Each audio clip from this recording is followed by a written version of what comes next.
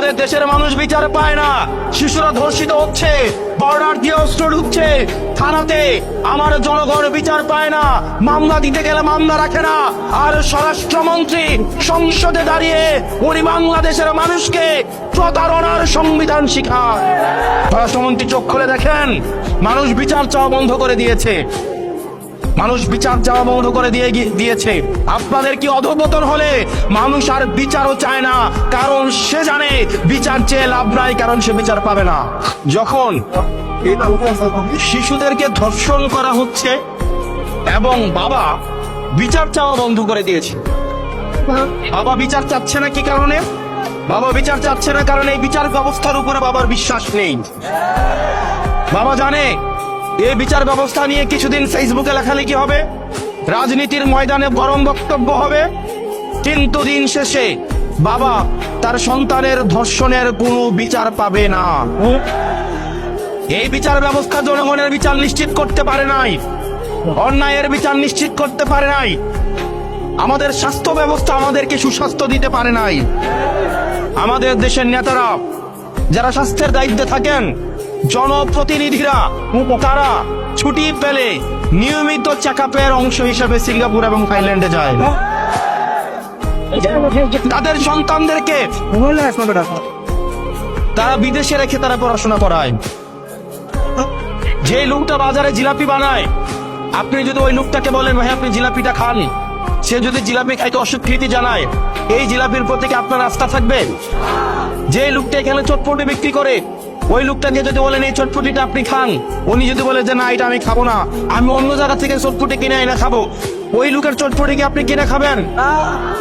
তা আমাদের দেশের যারা স্বাস্থ্য মন্ত্রণালয়ের দায়িত্বে, যারা শিক্ষা মন্ত্রণালয়ের দায়িত্বে, যারা দেশের দায়িত্বে, তারাই দেশের সুযোগ সুবিধা ভোগ করে না, বরং তারা বিদেশ থেকে দেশের টাকা পাচার করে সেখানে গিয়ে সুযোগ সুবিধা নেয়। এবং এটা জনগণের সাথে প্রতারণা করা, এটা জনগণের সাথে প্রতারণা করা। প্রিয় মনোহরগঞ্জবাসী, আমরা এটারই পরিবর্তন চেয়েছিলাম।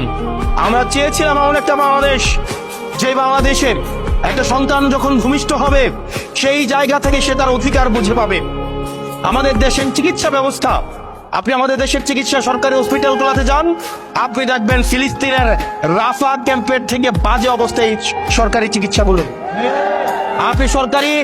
আপনি প্রতিষ্ঠানগুলোতে যান, শিক্ষা প্রতিষ্ঠানগুলোতে যান, সেখানে দেখবেন সেই স্কুলের প্রধান শিক্ষকের ছেলেকে ওই স্কুলে পড়ায় না, সেই এলাকার ইউনুর ছেলেকে স্কুলে পড়ায় না, ডিসির ছেলেকে ঢাকা রেখে পড়াশোনা করায়, আমলাদের ছেলে মেয়েদেরকে বিদেশে রেখে পড়াশোনা করায়।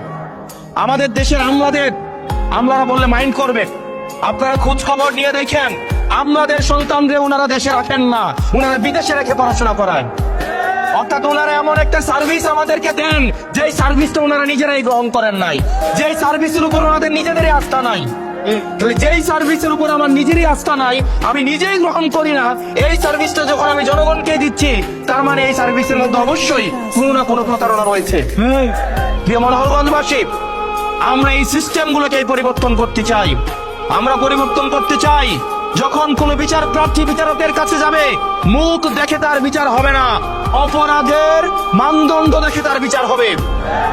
আমরা দেখতে পাই ক্ষমতাসীন যারা রয়েছে তারাই যদি থানায় যায়, তারা অপরাধী দলেরও যদি হয়ে থাকে, তারা যদি থানায় যায়, আমরা দেখতে পাই ওসির সাথে বসে তারা খুশবু গল্প করে।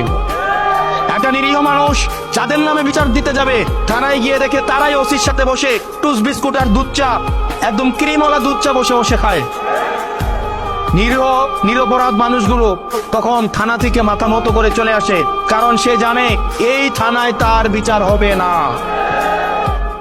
প্রিয় তরুণ প্রজন্ম, আপনারা দেখবেন অনলাইন জুয়া আপনাদের জন্য সহজলভ্য করে ফেলা হয়েছে। বাজারে বাজারে অনলাইন জুয়ার সয়লাভ, অনলাইন জুয়া দিয়ে তরুণ প্রজন্মকে নষ্ট করে ফেলা হয়েছে।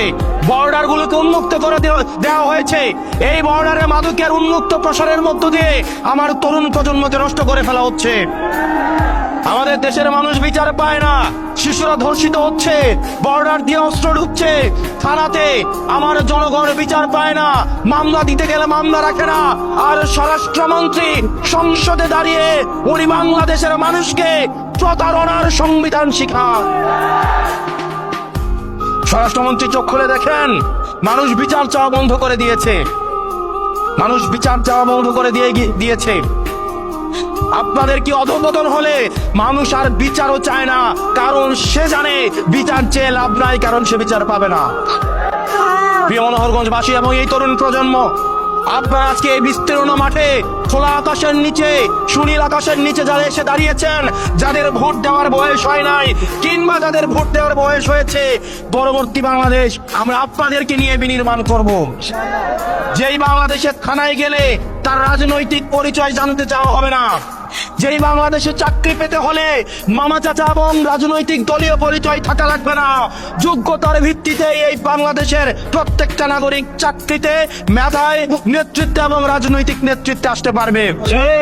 প্রিয় মনোহরগঞ্জবাসী, আমরা এমন একটা বাংলাদেশ গড়তে চাই যেই বাংলাদেশে পলিটিক্যাল লিডাররা রাজনৈতিক মঞ্চে দাঁড়িয়ে শুধু বড় বড় কথা বলবে না, বড় বড় কথা বলে তারা নিজেরাই যাবে থাইল্যান্ডে চিকিৎসা নিতে, সিঙ্গাপুরে চেক আপ করাতে, তাদের সন্তানদেরকে তারা ইউএসএ, আমেরিকা, কানাডায় বেগম পাড়ায় রেখে পড়াবে।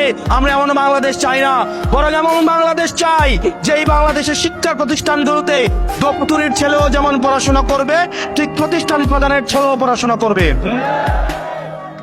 এই বাংলাদেশ যদি আমরা বিনির্মাণ করতে চাই, তাহলে সেক্ষেত্রে মত পার্থক্যের ঊর্ধ্বে উঠে, বিভাজনের ঊর্ধ্বে উঠে আমাদেরকে ঐক্যবদ্ধভাবে এই বাংলাদেশ বিনির্মাণের দিকে যেতে হবে। প্রত্যেকটা নাগরিকের মর্যাদা আমাদেরকে প্রতিষ্ঠিত করতে হবে। এবং আমার সামনে যে উদ্দীপ্ত তরুণ সমাজ রয়েছে, আপনাদের সামর্থ্য, শক্তি এবং উদ্দীপনাকে কাজে লাগাতে হবে। আমরা অতীতের রাজনীতিতে দেখেছি তরুণদেরকে লাঠিয়াল বাহিনী হিসেবে ব্যবহার করা হয়।